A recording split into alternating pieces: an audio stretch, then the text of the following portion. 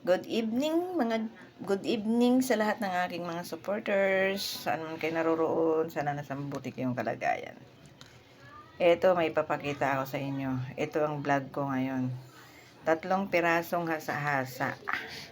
150 na. 50 na ang isa. Paano na tayo? Ramdam nyo na ba ang nararamdaman ko? Butas ang bulsa mo. Pero kailangan natin kumain. Kahit ang mahal ng bilihin, di ba? Kasi pag nagutom tayo, patay tayo.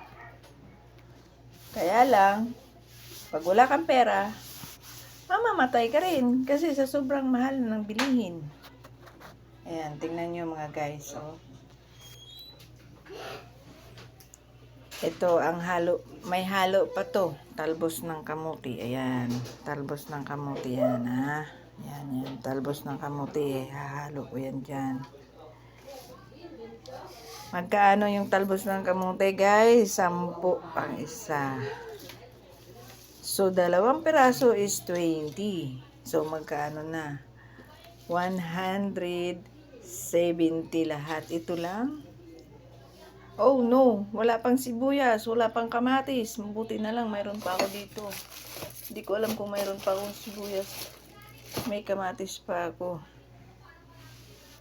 Matindi na talaga ang bilihin ngayon guys. Pahirap na ng pahirap ang buhay natin. Paano na tayo nito?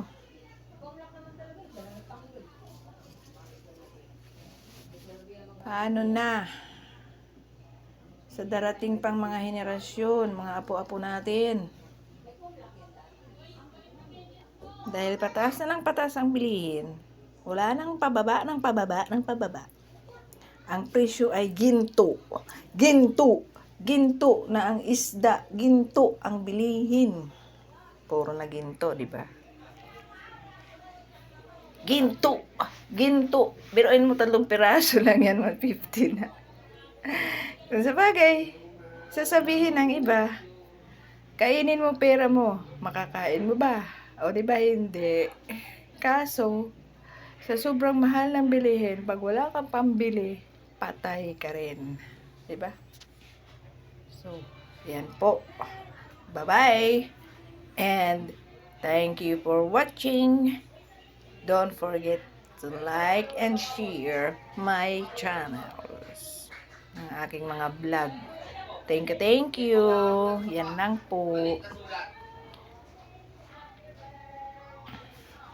Maraming salamat sa inyong lahat.